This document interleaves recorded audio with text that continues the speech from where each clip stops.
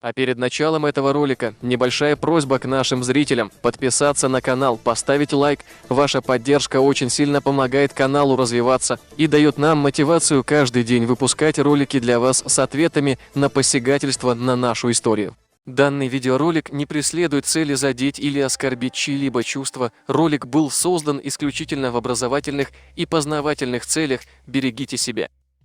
179 лет назад произошло Ичкеринское сражение. Сражение, длившееся с 30 мая по 2 июня 1842 года в Ичкеринском лесу, современный Веденский район Чечни, между царскими войсками генерала Павла Грабби и мюридами наибов Шуайба Центароевского и Байсангура Биноевского.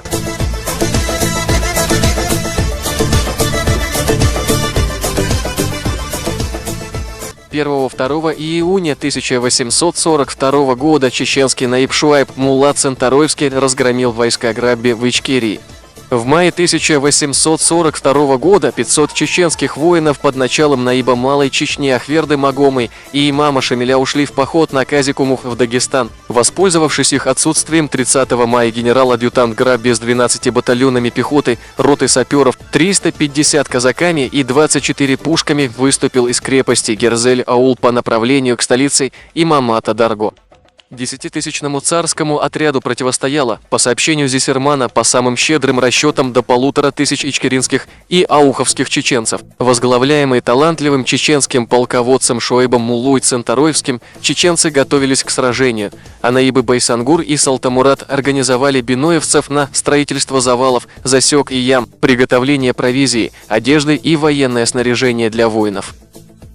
Андийцам, охранявшим столицу Шамиля Дарго, Шуайб поручил при приближении врага уничтожить столицу и вывести всех людей в горы Дагестана. А наиба Большой Чечни Джавадхана, тяжело раненого в одном из недавних сражений, заменил его помощник Суайб Мулла Эрсиноевский. Ауховских чеченцев на борьбу с завоевателями поднимал их молодой наиб Улуби Мулла.